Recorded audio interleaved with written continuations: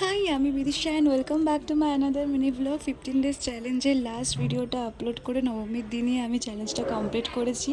তো দিনটা হচ্ছে বিজয়া দশমী। তো সবাইকে আমার তরফ থেকে শুভ বিজয়া জানিয়ে আজকে থেকে আবারও একটা 30 ডেজের চ্যালেঞ্জ শুরু করছি। তো সকাল সকাল বাবা কচুরি এনে নিয়েছিল, আর সাথে আজকে লাঞ্চটা হচ্ছে বাবার হাতের মাটন আর মায়ের হাতের পোলাও। জাস্ট জমে গেছে, এমনিতেই এটা আমার খুবই ফেভারিট কম্বো। তারপরে আর কি ওই বিকেলের দিক করে মা চলে গেছিলো আমাদের পাড়ার মন্দিরে ঠাকুরটাকে বরণ করতে। তারপরে ফিরে এসে রেডি হয়ে আমরা বেরিয়ে পড়েছিলাম কেন্দুয়া শান্তিসংঘ দেখার উদ্দেশ্যে পাটুলির দিকে। যেতে যেতে মায়ের ভাসান যাত্রা দেখে আবারও মনটা একটু ইমোশন হয়ে গেল। তো যাই হোক, এখানে আমরা চলে এসেছিলাম কেন্দুয়া শান্তিসংঘতে। খুবই ফাঁকা ফাঁকাই দেখতে পেয়েছি।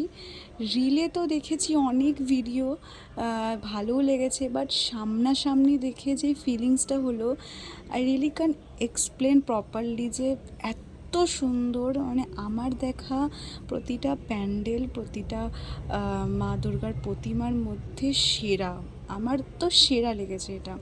মানে প্রত্যেকটা এলিমেন্টসকে এত সুন্দর করে ফুটিয়ে তুলেছে, প্রত্যেকটা কর্নারকে এত সুন্দর করে প্রেজেন্ট করেছে, জাস্ট কোনো কথা হবে না। যতই সুনাম করব কমই পড়বে। ভাসমান মা দুর্গার প্রতিমার তো দেখেই মুগ্ধ হয়ে যাওয়ার মতো। তো যাই হোক, ওখান থেকে বেরিয়ে মা বাবার কয়েকটা ভিডিও করে দিচ্ছিলাম, আর তারপরে আমরা চলে যাচ্ছিলাম নাকতলা উদয় সংঘ দেখতে। কিন্তু কার্নিভালের জন্য ওরা বন্ধ করে দিয়েছিল, যেহেতু আমাদের যেতে একটু রাতও হয়ে গেছিলো। তো তারপরে ওখান থেকে চলে যাই চাউমিনে।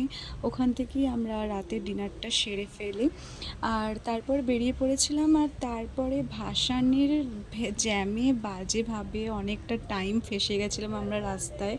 তো যাই হোক, জ্যাম কাটিয়ে অনেকটা টাইম পরে যাই হোক আমরা বেরিয়ে পড়েছিলাম আবার নিউ টাউন সার্বজনীন দেখার উদ্দেশ্যে, নিউ টাউনের দিকে।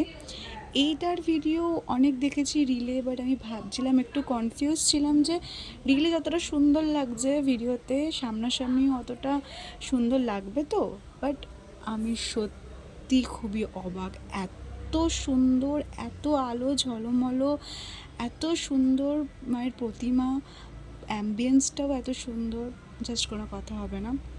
তারপরে ওখান থেকে বেরিয়ে ভাই আর আমি একটা আইসক্রিম খেয়ে তারপরে বাড়ির দিকে রওনা দিই। আর বাড়ি ফেরার পথে আমাদের পাড়ার ঠাকুর কাকুর কাছে যুবক বন্ধুরা দেখে বাড়ি চলে আসি। তো আজকের ভিডিওটা এতটাই, ভালো লাগলে অবশ্যই লাইক কমেন্ট শেয়ার করবে। আবার দেখা হবে নেক্সট ভিডিওতে। টাটা।